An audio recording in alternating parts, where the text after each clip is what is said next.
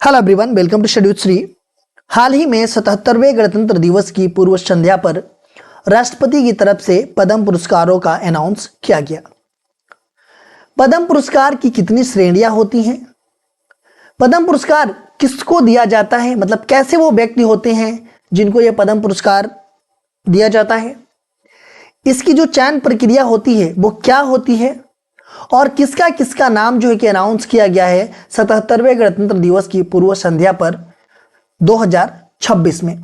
इन सभी सवालों का जवाब इस वीडियो में मिलेगा आप लोगों को, तो इस वीडियो में बने रहिए आप लोग, अंत तक देखिएगा। वीडियो अच्छी लगे तो एक लाइक जरूर कीजिएगा और हमारे चैनल पे अगर आप नए हैं तो चैनल को सब्सक्राइब कर बेल आइकन को प्रेस जरूर कीजिएगा। पद्म पुरस्कार 2026 केंद्र सरकार ने वर्ष 2026 के पद्म पुरस्कार विजेताओं की सूची जारी की है। पद्म पुरस्कार भारत के सर्वोच्च नागरिक सम्मानों में से एक है। देखिए, जो पद्म पुरस्कार है वो भारत के जो सर्वोच्च नागरिक सम्मान मिलता है उसमें से एक है। वैसे तो जो भारत का सर्वोच्च नागरिक पुरस्कार है वो क्या है, वो जो है कि भारत रत्न है, ठीक है। उसके बाद से नागरिक पुरस्कारों की अगर हम बात करें तो पद्म विभूषण आता है, उसके बाद से पद्म भूषण आता है, उसके बाद से पद्म श्री आता है, ठीक है। तो जो पद्म पुरस्कार होते हैं ये तीन, इनकी जो श्रेणियां होती है, ये जो कि भारत के सर्वोच्च नागरिक सम्मानों में से ये एक होता है।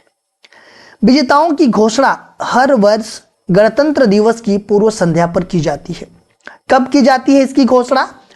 तो गणतंत्र दिवस की पूर्व संध्या पर जो है कि इसकी घोषणा की जाती है, जो भी पद्म पुरस्कार होते हैं।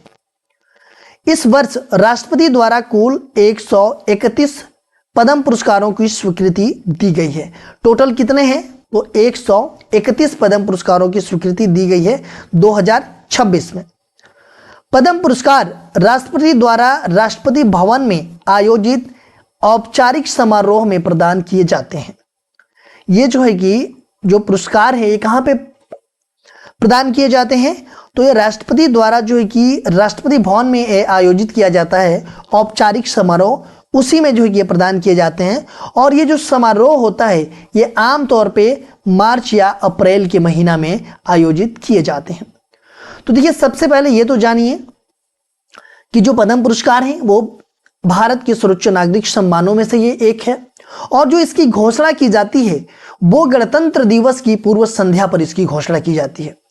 2026 में 131 पद्म पुरस्कारों की स्वीकृति दी गई है, ठीक है। और ये जो है कि मार्च अप्रैल में जो है कि राष्ट्रपति भवन में राष्ट्रपति के द्वारा जो है कि एक जो है कि औपचारिक समारोह आयोजित किया जाएगा और उसी में जो है कि ये प्रदान किया जाएगा। अभी जो है कि इसका अनाउंसमेंट किया गया है। पद्म पुरस्कार 2026 के जो विजेता हैं, तो इस वर्ष 2026 में 5 पद्म विभूषण, 13 पद्म भूषण और 113 पद्म श्री अवार्ड की घोषणा हुई है। देखिए, जो 2026 है इसमें जो है कि टोटल कितने हुई है? तो 131 की घोषणा हुई है, जिसमें 5 पद्म विभूषण है, 13 पद्म भूषण है और 113 जो है कि पद्म श्री अवार्ड है। तो देखिए, इसमें क्या है कि जो 5 पद्म विभूषण है इसको आप लोग याद कीजिएगा और जो 13 पद्म भूषण है इसको याद कर लीजिएगा। देखिए, जो पद्म श्री है 113, इसको तो याद करना थोड़ा सा मुश्किल है, बट एक नज़र आप लोग इसको देख लीजिएगा। बट ये जो पद्म विभूषण है और पद्म भूषण है इसको आप लोग जरूर याद कीजिएगा कि कोई भी एग्जाम अगर होगा, ठीक है, तो मे भी एक क्वेश्चन जो है कि यहाँ से आ सकता है। पुरस्कार प्राप्त करने वालों में 19 महिलाएं हैं, ठीक है। देखिए, इतने सारे 131 में से जो है कि 19 जो है कि महिलाएं हैं, ठीक है।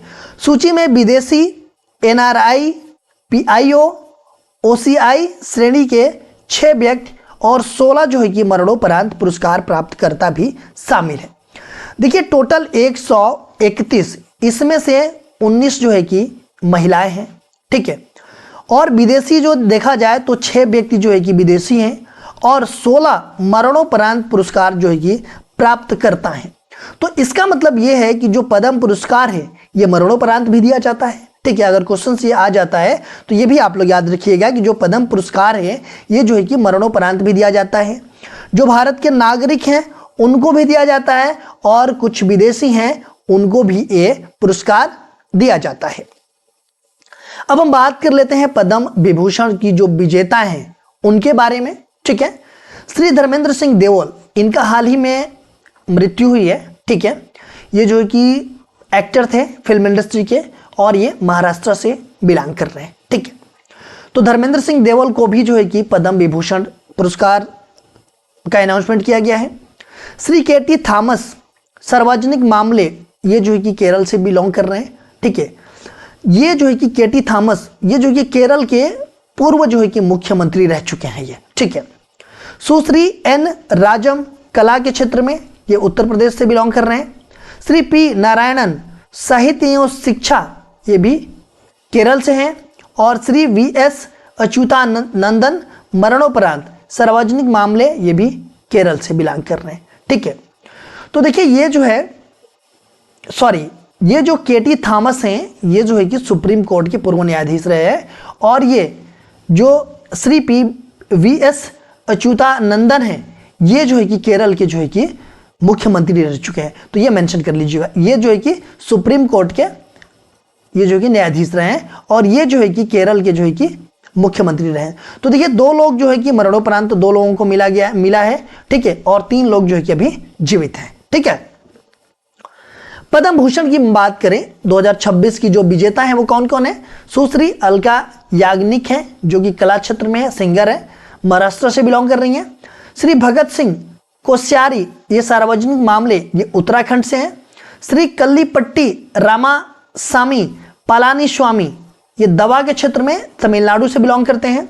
श्री ममूटी, ये जो कि कला के क्षेत्र में केरल से बिलोंग कर रहे हैं। डॉक्टर नोरी दत्तात्रेयुडू, ये भी दवा के क्षेत्र में संयुक्त राज्य अमेरिका के हैं, ये विदेशी हैं।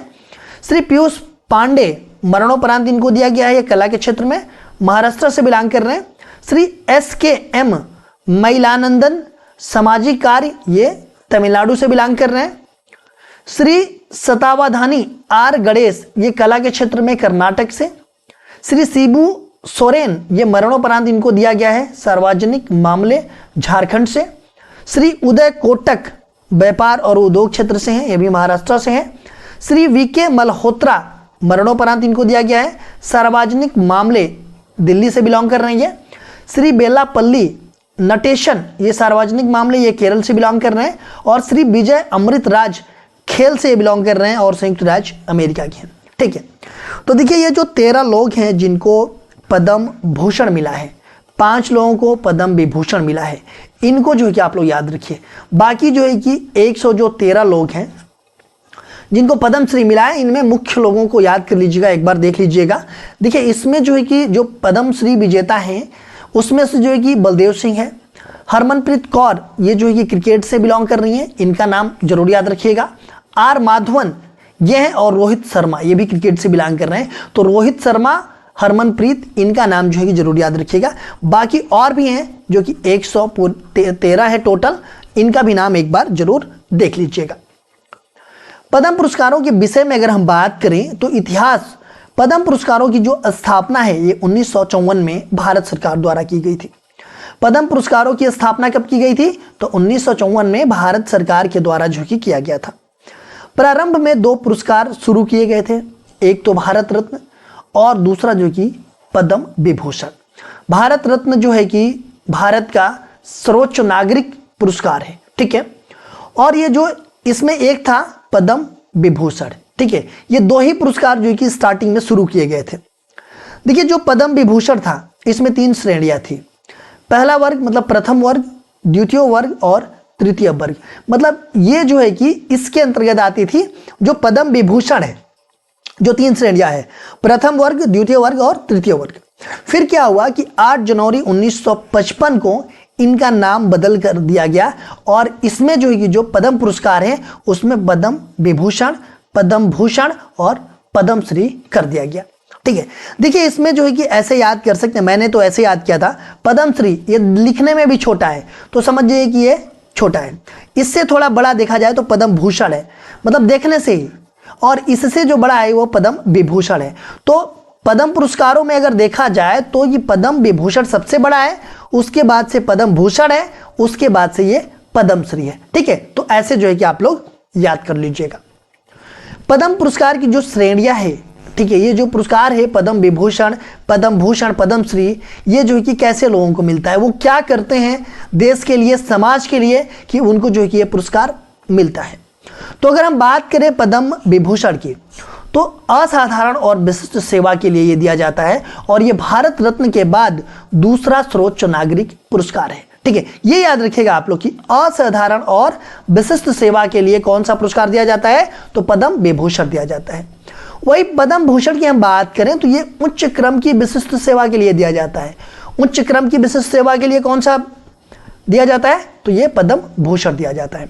वही पद्मश्री किसी भी क्षेत्र में विशिष्ट सेवा अगर कर रहे हैं तो उसके लिए जो है कि पद्मश्री दिया जाएगा। ठीक है, ये तीनों आप लोग याद रखिए। देखिए, ये जो पुरस्कार है ना, ये कला के क्षेत्र में कोई समाज कार्य कर रहा है, सार्वजनिक मामले वाला कार्य है, विज्ञान के क्षेत्र में हो, साइंटिस्ट हो, या फिर कोई इंजीनियर हो, व्यापार के क्षेत्र में हो, या उद्योग के क्षेत्र में हो, चिकित्सा के क्षेत्र में हो, साहित्य के क्षेत्र में हो, और शिक्षा, खेल और सिविल सेवा, इन क्षेत्रों में जो है कि दिए जाते हैं। इन क्षेत्रों में जो है कि अगर अच्छा काम कोई कर रहा है तो उनको जो है कि पद्म पुरस्कार दिया जा सकता है। ठीक है, अब इसकी चयन प्रक्रिया के बारे में अगर हम बात करें कि इसका चयन कैसे होता है, मतलब कैसे लोगों को ये मिलता है, मतलब ये लोग काम तो करते हैं लेकिन चयन का जो प्रक्रिया है, प्रोसीजर है, वो क्या है। तो अगर हम बात करें चयन प्रक्रिया के बारे में, तो सभी नामांकन प्रधानमंत्री द्वारा गठित पद्म पुरस्कार समिति के समक्ष रखे जाते हैं। देखिए, जो भी नाम जाते हैं तो ये प्रधानमंत्री जी के द्वारा गठित एक समिति है, पद्म पुरस्कार समिति। ठीक है, इसके समक्ष जो है कि रखे जाते हैं। जो भी नाम गए हैं वहां पे तो पद्म पुरस्कार समिति के समक्ष रखे जाते हैं। और जो पद्म पुरस्कार समिति है, इसका जो गठन कौन करता है, तो ये प्रधानमंत्री जी करते हैं। ठीक है, तो इसके समक्ष पहले रखा जाता है जो भी नाम गया है। उसके बाद से समिति की अध्यक्षता कैबिनेट सचिव करते हैं। देखिए, जो पद्म पुरस्कार समिति जो है, इसकी अध्यक्षता कौन करता है, तो इसकी अध्यक्षता कैबिनेट सचिव करते हैं। समिति की सिफारिशें प्रधानमंत्री और राष्ट्रपति को भेजी जाती है।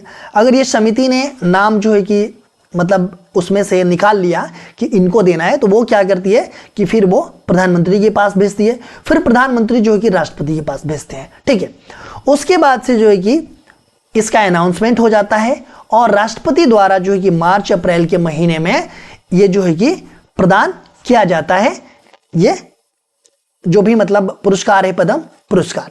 तो ये सब सारी चीजें याद रखिएगा कि पद्म पुरस्कार समिति जो है कि उसके समक्ष पहले नाम रखा जाता है, इसकी अध्यक्षता जो है कि कैबिनेट सचिव करते हैं, फिर उसके बाद से प्रधानमंत्री के पास जाता है, प्रधानमंत्री क्या करते हैं, राष्ट्रपति के पास भेजते हैं, फिर राष्ट्रपति जो है कि फाइनल मोहर लगाती है। ठीक है, या फिर लगाते हैं। उसके बाद से जो है कि इन नामों का अनाउंसमेंट होता है और इन नामों का जो अनाउंसमेंट होता है वो जो है कि गणतंत्र दिवस की पूर्व संध्या पर होता है। कई जगह क्वेश्चन आ जाएगा कि इसका जो है कि अनाउंसमेंट स्वतंत्र दिवस की पूर्व संध्या पे होता है, स्वतंत्रता दिवस की, तो ऐसा नहीं है। ये जो है कि कभी भी जो इसका अनाउंसमेंट होता है पद्म अवार्ड का, तो वो जो है कि गणतंत्र दिवस की पूर्व संध्या पर होता है। ठीक है, ये आप लोग याद रखिएगा। उसके बाद से जो कि मार्च अप्रैल में जो है कि राष्ट्रपति के द्वारा जो है कि औपचारिक वो रखा जाता है और उसमें जो है कि प्रदान किया जाता है पद्म पुरस्कार। देखिए, अन्य महत्वपूर्ण तथ्य के बारे में अगर हम बात करें तो मरणोपरांत और विदेशी नागरिकों को भी पुरस्कृत किया जाता है। मतलब जो जिनकी मृत्यु हो गई है उनको भी ये मिल सकता है, जो विदेशी नागरिक हैं उनको भी मिल सकता है। ठीक है, तो ये भी याद रखिएगा कि जो ये पुरस्कार है ये मरने के बाद भी या फिर कोई विदेशी, इनको भी मिलता है। यह पुरस्कार कोई उपाधि नहीं है। ऐसा नहीं कि ये पुरस्कार जिसको मिल गया तो ये उपाधि है। इसे नाम के आगे या पीछे नहीं लगाया जा सकता है। देखिए, जो लोग प्रीफिक्स सफिक्स में लगाते हैं ना, पद्मश्री ये, ठीक है, पद्म विभूषण ये, वो चीजें ऐसे लगा देते हैं, बट ये लगाना नहीं है। ठीक है, मतलब ये कोई उपाधि नहीं है। मतलब जिसको अगर मिल जाता है तो वो लिख देते हैं ना कि पद्मश्री ये, बहुत सारे जगहों पे आपने देखा होगा, बट इसमें प्रीफिक्स नहीं लगाना है। नाम के आगे ये चीजें नहीं लगानी है और नहीं पीछे भी लगानी है। ठीक है, अब हम बात कर लेते हैं एक प्रश्न की, क्योंकि आप लोगों ने जब इतना पूरा वीडियो देखा है तो इस प्रश्न का जवाब आप लोग जरूर देंगे। ठीक है, पद्म पुरस्कारों के संदर्भ में निम्नलिखित में से कौन सा कथन सही नहीं है। देखिए, नहीं है की बात की जा रही है कि जो ये ऑप्शन 4 दिए गए हैं इसमें से कौन सा कथन सही नहीं है। पहला ये बताया जा रहा है कि पद्म पुरस्कार भारत के सर्वोच्च नागरिक सम्मानों में से एक है और इन्हें 3 श्रेणियां जो कि पद्म विभूषण, पद्म भूषण और पद्मश्री में प्रदान किया जाता है। ठीक है। दूसरा यह है कि पद्म पुरस्कारों की जो घोषणा होती है प्रत्येक वर्ष स्वतंत्रता दिवस के अवसर पर की जाती है। ठीक है। तीसरा ऑप्शन है पद्म विभूषण असाधारण और विशिष्ट सेवा के लिए प्रदान किया जाता है और चौथा ऑप्शन यह है कि पद्म पुरस्कार राष्ट्रपति द्वारा राष्ट्रपति भवन में आयोजित औपचारिक समारोहों में प्रदान किया जाता है। तो अगर इस वीडियो को अच्छे से सुना होगा, अच्छे से देखा होगा तो जरूर इस प्रश्न का जवाब आप लोग देंगे। इस प्रश्न का जवाब आप लोग कमेंट बॉक्स में दीजिएगा और अगर वीडियो अच्छी लगी तो एक लाइक जरूर कीजिएगा। अगर हमारे चैनल पे आप नए हैं तो चैनल को सब्सक्राइब कर बेल आइकन को प्रेस जरूर कर लीजिएगा और अपने दोस्तों में शेयर कीजिएगा।